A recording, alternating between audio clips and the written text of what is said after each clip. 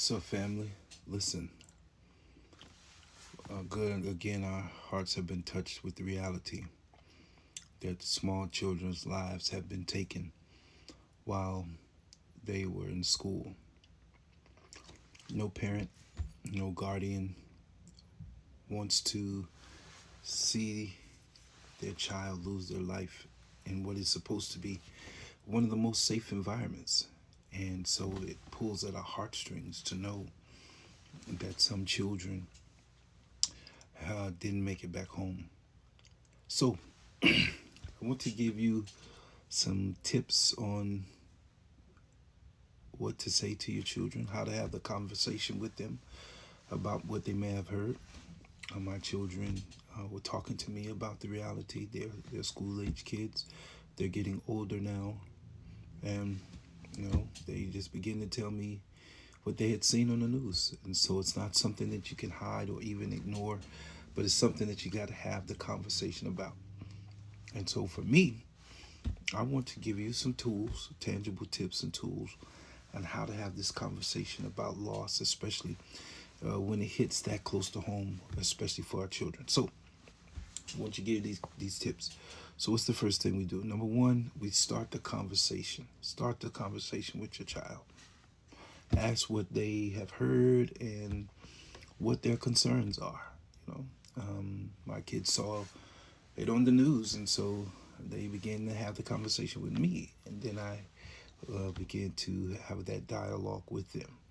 And so I asked them, so what are their concerns? They start giving me real time feedback. It makes you scared. It makes you feel like um, you're not safe in your own environment when it comes to school. So, so having that conversation helps to give them a chance and opportunity to express, but it also allows you the opportunity to correct any misinformation as well as to address their specific worries rather than assuming what they're thinking. Number two, um, be honest, but keep it age appropriate. So you find different words on how to express, like instead of saying they were killed, their lives was taken tragically. And that's just being able to capture. So be honest, but keep it age appropriate. Provide simple, honest answers without unnecessary or graphic details. Focus on the actions being taken to keep them safe, such as, the safety drills they may do at school, locking the doors, other security measures that may be in place where they may be going. All right. The third thing you want to do is reassure them of their safety. Reassure them of their safety. Remind children that you and other adults are doing everything possible to keep them safe both at school and at home. That reassurance is so critical. So we'll reassure them of their safety. All right. Next thing is maintain routines. Keep the regular scheduled meals, bedtime, and other daily activities to provide a sense of stability so that they won't feel like everything is being upsetted. But try to keep things as normal as possible while comforting them during the uncertainty, wondering, can this happen in my school? Could this happen to me? So giving them that regular routine help you with some normalcy. All right, next thing is limit their media exposure. As much as you can, shield them because the news cycle is just going to play the thing over and over and over.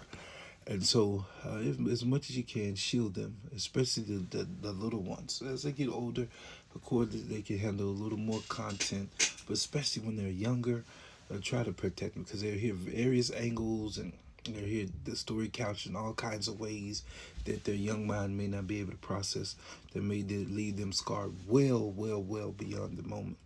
So shield them as much as you can from the constant news reports, the news cycle, the graphic images that may be shown.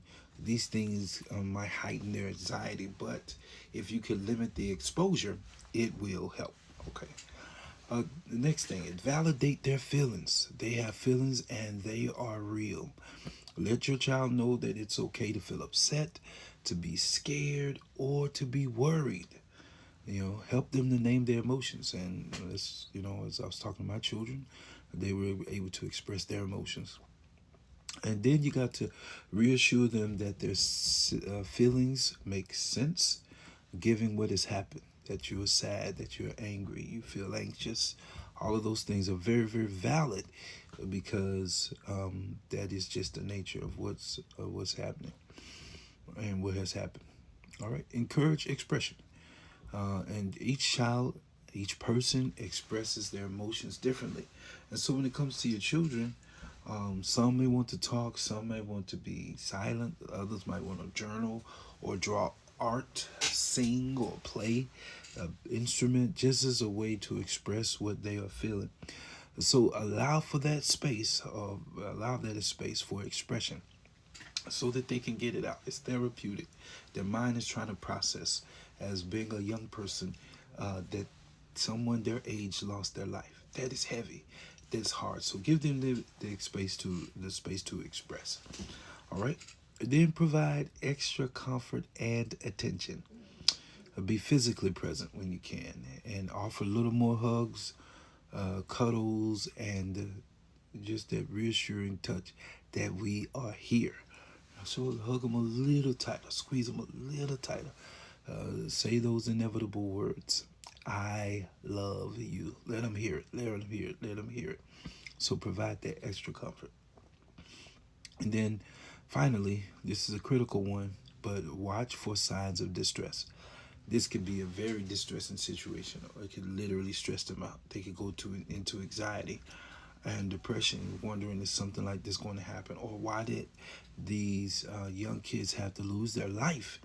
And so these are questions they may be wrestling with and wrestling through, but you and I can be there to help to filter that for them. So pay attention if there's any changes in their behavior, such as difficulty sleeping, difficulty concentrating, or even a change in their appetite. And so, most children will show signs of stress for a few weeks, but if you are aware of these symptoms, then you can help them. So let's recap real quick. How can we help our children when they have experienced or going through the reality of knowing that some young child has lost their life through and due to a school shooting? So number one, have that conversation with your child. Start the conversation. Number two, be honest but keep it appropriate. Number three, reassure them of their safety. Number four, maintain routines. Keep them doing what they've been doing. Limit their media exposure. Just don't want them to be overly saturated by the news. Then validate their feelings. Validate their feelings. Let them know what they're feeling is okay. And encourage expression. Let them know they can get it out. They can talk it out. They can journal, whatever it might be. Provide extra comfort and attention. And then finally, watch for signs of distress. I hope this helped and then give you a way to have a conversation and to talk with your child about school shootings. Good grief.